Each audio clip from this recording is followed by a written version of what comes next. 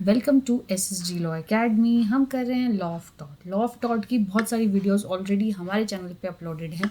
उसी सीरीज़ में आज की वीडियो भी है। आप जाके एक सेपरेट प्लेलिस्ट पे हमारी सारी वीडियोस देख सकते हैं और ये आपके एग्ज़ाम में बहुत हेल्पफुल रहेंगी। और अपना रिव्यू जो भी होगा वो कमेंट पे प्लीज़ बताइए, लाइक शेयर एंड सब्सक्राइब कीजिए।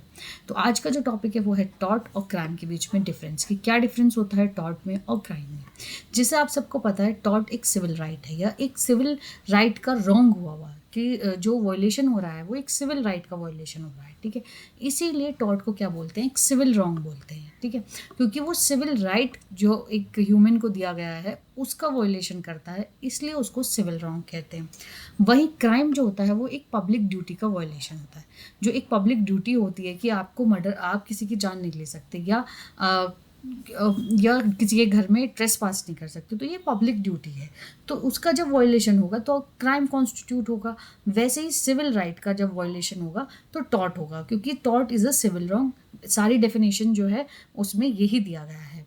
दूसरा, टॉर्ट के जब वॉयलेशन हो जाता है तो उसके रिवॉर्ड में मिलता है डैमेजेस। डैमेजेस का मतलब होता है कंपनसेशन, ठीक है। इसमें पनिशमेंट नहीं होती, इसमें डैमेजेस दिया जाता है, क्योंकि सिविल राइट, आपके सिविल राइट का वॉयलेशन हुआ है तो वो उसके डैमेजेस जो हैं वो आसानी से आप पता लगा सकते हैं कि कितना डैमेजेस हुआ है। अब किसी के घर की वॉल गिर गई तो पता है कि वॉल गिर गई, तो उसको वॉल को करवाएं, या जो डैमेजेस होता है उसको आप काउंट कर सकते हो। तो इसलिए टॉर्ट में डैमेजेस दिए जाते हैं, वेयर एज क्राइम में पनिशमेंट दी जाती है। और पनिशमेंट किस लिए दी जाती है? In the interest of society. ये सोसाइटी के इंटरेस्ट में होता है उसको पनिशमेंट देना। अगर हमने उस क्रिमिनल को पनिशमेंट नहीं दी तो इंटरेस्ट ऑफ द सोसाइटी जो है वो वॉयलेट कर देगा, इफेक्ट कर देगा, क्योंकि फिर तो सब लोग ऐसा करने लग जाएंगे। इसलिए वो पब्लिक ड्यूटी का वॉयलेशन है और ये इंटरेस्ट ऑफ जस्ट सोसाइटी के लिए उसको पनिशमेंट दी जाती है।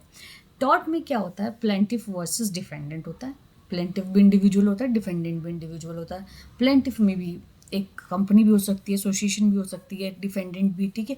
तो ये बेसिकली डिफेंडेंट वर्सेस प्लेंटिफ और प्लेंटिफ वर्सेस डिफेंडेंट होता है।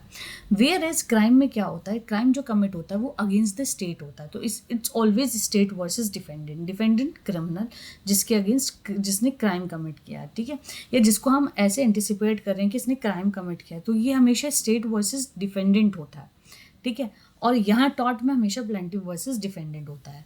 यहाँ पे मोटिव जो होता है वो एब्सेंस होता है, मोटिव से कोई लेना देना नहीं होता टॉर्ट में। बस टॉर्ट कमिट हो गया, बस इतना देख रहे हैं। Motive is absence. यहाँ पे मोटिव को कंसिडर कर देते हैं कि हाँ, जब हम ये देखेंगे कि उसने उसका मर्डर क्यों किया तो उसके पीछे क्या मोटिव है, क्या जो है, क्यों उसने उसको मर्डर किया, क्यों उसी को ही सेलेक्ट किया, है ना। तो उसका मोटिव कंसिडर किया जाता है। वैसे मोटिव इंपॉर्टेंट या इसेंशियल्स ऑफ क्राइम में तो नहीं आता, लेकिन मोटिव को कंसिडर किया जाता है जब हम किसी को क्रिमिनल डिक्लेयर करेंगे तो, ठीक है।